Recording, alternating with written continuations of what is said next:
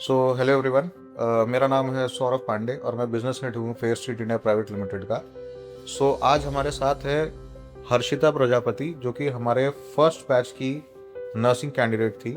तो आज हमने हर्षिता को बुलाया है, उसको फेलिसिटेट करा है, उसके मेहनत को सराहा है और साथ ही साथ हम ये भी जानना चाहते हैं और समझना चाहेंगे कि हर्षिता के लिए ये मोटिवेशन कहाँ से आया, क्यों उसने ये प्रोग्राम चूज़ करा, कैसे पता चला और कैसी रही उनकी ये जर्नी, जो कि थोड़ी लंबी ज़रूर रही है लेकिन फ़ायदेमंद रहेगी। Harshita, first of all congratulations, आपने अपना B2 क्लियर करा है और आप जर्मनी में अपना करियर शुरू करने जा रही हैं। बताइए कैसे पता चला आपको फेयर स्ट्रीट के बारे में, कैसे जाना आपने? फेयर स्ट्रीट हमने इसमें इंस्टा स्टॉल कर रही थी, तो मैंने उसमें आपका रील देखा, तो इससे मैं मोटिवेट हुई थी। तो मैंने यहाँ आके सारी इन्फॉर्मेशन कलेक्ट की, मैंने अपने पेरेंट्स से बात की। पेरेंट्स ने एग्री किया, भाई ने भी सपोर्ट किया। तो फिर मैंने यहाँ पे आके ज्वाइनिंग की। स्टार्टिंग में A1 में थोड़ा सा प्रॉब्लम हो रहा था, तो उसके लिए जैसे ऑनलाइन क्लास हुई थी पहले, फिर ऑफलाइन हुई थी। तो ऑनलाइन में बहुत प्रॉब्लम हो रहा था, तो हमने आपसे ही बोला, तो आपने फिर ऑफलाइन क्लासेस टाइप अच्छा टीचर दिया। और फिर उसके बाद हमने इंटरव्यू भी क्रैक किया था, तो उसके लिए भी आपने टीचर हायर किया था, जो कि बहुत अच्छा था। और हमारा जो जूनियर बैच है वो भी बहुत ज़्यादा हमसे पूछता रहता है, तो उसको हम बताते तो हमें अच्छा लगता है। हर्षिता, ये बताओ, आप तो लखनऊ से लोकल हो, राइट? लखनऊ में एक मान्यता है, या जनरली मान्यता नहीं कहूँगा, बट एक बहुत बेसिक चीज़ देखने में आता है कि लोग अपने लड़कियों को दिल्ली भी नहीं जाने देते हैं। कितना टफ था तुम्हारे लिए अपने पेरेंट्स को कन्विंस कर पाना, और कि हाँ तुम जर्मनी जाने का सपना देख रही हो, कितना टफ रहा? सर थोड़ा-सा टफ़ तो था ही, क्योंकि मेरे जो पापा हैं वो थोड़ा विलेज से हैं, तो वो इन सब चीज़ों को, थोड़ा बाहर जाना, फिर रहना, वो थोड़ा इन सब चीज़ों से डरते हैं। बट मैंने मेरे पापा को काफ़ी मनाया था और मेरी हैप्पीनेस के लिए वो मान भी गए थे। आपके इस जर्नी में अगर सबसे पहले सपोर्ट देने के लिए, अगर पापा आपकी दिक्कत दे रहे थे या पापा एग्री नहीं कर रहे थे, तो सबसे पहले किसने आपको सपोर्ट करा फैमिली में? फैमिली में मेरे मामा ने मुझे सबसे पहले सपोर्ट किया था। हम्म, और मैंने मेरे मामा से बोला था, हम्म, तो उन्होंने पापा को समझाया था कि अच्छी चीज़ें बाहर जाके कमाना अच्छा, मतलब अच्छी अपॉर्चुनिटी ऐसी मिलती है तो उसे वेस्ट नहीं करना चाहिए। हम्म, तो फिर पापा को भी सही लगा था, तो वो भी मान गए थे। ओके। जर्मन लैंग्वेज सीखना एक शॉर्ट प्रोसेस तो था नहीं, एक लंबा ऑफ कोर्स प्रोसेस था। Not sir. मैं जानता हूँ, मैंने देखा है कि कितना मेहनत करा है तुमने। सुबह 8 बजे से लेके शाम को 6 बजे तक कैंपस के अंदर में बैठे रहना है। किसी दूसरे को मैंने इतना मेहनत करते नहीं देखा, बट फिर भी इस पूरे लैंग्वेज लर्निंग ड्यूरेशन में डीमोटिवेट होती थी, तो क्या ऐसी चीज़ें थी जो तुमको मोटिवेट करती थी कि दोबारा से ये लैंग्वेज में अपने आप को डालो, फिर से उसे ग्राइंड करो और कैसे भी करके इसको क्लियर करो? क्या आपको असिस्ट करता था? मेरे पेरेंट्स, स्पेशली मेरे पापा एक बहुत हार्ड वर्किंग पर्सन हैं। वो मेरे लिए बहुत स्ट्रगल करते हैं सुबह से लेकर शाम तक का। सुबह 8 बजे जाते हैं, शाम को 7 बजे आते हैं। तो मैं जब भी डिमोटिवेट होती थी, तो मैं उन्हें देखती थी धूप में काम करते हुए। तो मैं सोचती थी, नहीं यार, जब मेरे पापा इतना धूप में जब 12 घंटे स्ट्रगल कर सकते, तो मैं तो फिर भी घर के अंदर बैठ के पढ़ाई कर रही हूँ। ऊपर से टीचर्स भी सपोर्ट कर रहे हैं हर चीज़ में। तो जब पापा मेरे हार नहीं मानते, बीमार होते हैं फिर भी जाते हैं, तो फिर मैं क्यों नहीं? मैं तो ठीक हूँ, तो मैं क्यों नहीं? पापा मेरे जब इतना हार्ड वर्क कर सकते हैं, तो मैं तो कर ही सकती हूँ। और वो मेरे लिए ही तो कर रहे हैं हार्ड वर्क, तो फिर मैं क्यों डिमोटिवेट हूँ? अब जब आप अपना करियर स्टार्ट करने जा रही हो, तुमको पता है कि अगले महीने से एक अगले महीने हाँ, मोस्ट प्रोबेबली अगले महीने से एक अच्छी खासी मोटी सैलरी, मोटी सैलरी इन द सेंस लगभग 2 लाख 2.5 लाख रुपए आप अर्न करोगे। तो ऑब्वियस सी बात है कि जब आपने इतना कुछ करा है, तो आप अपने फैमिली को भी सपोर्ट करोगे वहाँ से जाके। यस तो सर। तुमको क्या लगता है आपके घर में क्या चीज़ें बदल जाएँगी? सर बहुत कुछ बदलेगा।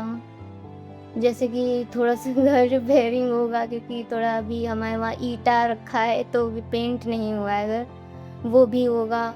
और फिर कुछ मेरे भैया की भी एजुकेशन रुकी हुई है बिकॉज़ ऑफ मैं पढ़ाई कर रही थी, तो मेरे भैया ने कहा कि पहले तुम पढ़ लो, मैं बाद में पढ़ लूँगा। और मेरी भाभी भी सपोर्ट करती थी, कहती थी कि अभी टाइम है, पढ़ लो, बाद में फिर इतना नहीं पढ़ने को मिलेगा। मैं पेरेंट्स सपोर्ट कर रहे हैं तो करना चाहिए। तो अभी पेरेंट्स कैसा फील कर रहे हैं? पेरेंट्स तो बहुत अच्छा फ़ील कर रहे हैं, बट मेरी मम्मी थोड़ा-सा इमोशनल हैं कि हम जा रहे हैं, क्योंकि हम अपने पेरेंट्स की अकेली डॉटर हैं और मेरा एक बड़ा भाई है बस। तो वो थोड़ा इमोशनल रहती है, बट उन्होंने भी बहुत सपोर्ट किया हर एक चीज़ में। आपके घर में आपसे पहले कोई कहीं फॉरेन कंट्री गया है? नो सर, पहले कोई नहीं गया, मैं फर्स्ट हूँ। तो तुम अपने खानदान की पहली लड़की हो यस सर। जो बाहर जा रही हो, यस राइट? और उसमें भी लड़की पहली हो यस सर। जो बाहर जा रही है। तो इससे क्या बदलेगा, क्या लगता है? मतलब बाकी लोग, तुम्हारे आसपास वाले जो लोग हैं, क्या सोचेंगे इस तुम्हारे डिसीजन से? जब तुम जर्मनी से उनको कॉल करोगे, क्या लगेगा? क्या तुम एग्जाम्पल सेट करोगी अपने नीचे जो तुमसे छोटे लोग हैं उनके लिए? सर फर्स्टली तो ये है कि मैं अपने ख़ानदान की एक ऐसी लड़की हूँ जो इतनी पढ़ाई करी हूँ। इससे पहले इतना किसी ने पढ़ाई नहीं की है। मैंने नर्सिंग किया है, फिर मैंने लैंग्वेज भी सीखा है और मैं जॉब के लिए भी जा रही हूँ। और मेरी जो बहनें हैं, जो मेरी कज़न्स हैं, उन्होंने इंटर पास करने के बाद शादी ही की है, पढ़ाई-वढ़ाई किसी ने नहीं की है। तो मुझे लगता है जो उन मेरी दीदियों की जो लड़कियाँ हैं, जब वो मुझे देखेंगी मैं बाहर कमा रही हूँ, अच्छे से मैंने सेटल अप किया है खुद को, तो वो अपनी लड़कियों को ज़रूर पढ़ाएँगे वो। मुझे ऐसा पूरा यकीन है। और जो मेरे पड़ोसी हैं, वो भी खुश ही होंगे एक हिसाब से। एक एग्जाम्पल तो तुम अपने पड़ोसियों के लिए भी खड़ा करोगी कि हाँ, मतलब ऐसा भी करियर बन सकता है ना? So it's a very good thing कि एक एग्जाम्पल तुम सेट कर रही हो। अब बताओ कि अगर एक कैंडिडेट है, वो जर्मन लैंग्वेज सीख रहा है और जर्मनी में अपना करियर बनाने के लिए प्लान कर रहा है, तो उसको किस चीज़ के लिए तैयार रहना चाहिए कि ये तो होना ही है, ठीक है, और इसमें हार नहीं मानना है? तो यहाँ पे तुम क्या, मतलब एक वो देना चाहोगी एग्जाम्पल उनको, या उनको एक सीख देना चाहोगी कि ये चीज़ तो ज़रूर फॉलो करें? फर्स्टली तो मैं ये कहूँगी कि हार नहीं मानना चाहिए, क्योंकि लाइफ में ऐसा होता है कि प्रॉब्लम्स आती हैं, लेकिन इसका मतलब ये नहीं कि हार मान के बैठ जो नहीं होगा तो चलो छोड़ देते हैं। मैंने तो बहुत ही ज़्यादा स्ट्रगल किया है। इंडिया से जाओगे, क्या मिस करोगी? अपने पेरेंट्स को सबसे ज़्यादा मिस करूँगी। क्या एंजॉय करोगे जर्मनी में सबसे ज़्यादा? वहाँ पे घूमना चाहूँगी। मैंने वीडियोज़ बहुत सारी देखी हैं अच्छी-अच्छी जगह की, तो मैं वहाँ एक्सप्लोर करना चाहूँगी और खुद को भी, मतलब वहाँ पे रह के जब एग्ज़ाम क्लियर कर लूँगी तो खुद को एक बहुत अच्छी सी पोजीशन पे भी देखना चाहूँगी। सब फर्स्ट प्रायोरिटी तो वही रहेगी। फेयर स्ट्रीट को मिस करोगी? Of course sir. Anyways, best of luck. बहुत मेहनत करी है तुमने। I have been part of that journey. मैंने देखा है तुमने कितना मेहनत करा है, कितना स्ट्रगल करा है, कितनी बार तुम मेरे केबिन में आकर के रोई हो, ठीक है, तुमको समझाया है, वापस भेजा है। तो it's a very humbling journey और बेस्ट ऑफ लक, ठीक है। हम लोग फेयर स्ट्रीट की पूरी टीम तुम्हारे साथ हमेशा है।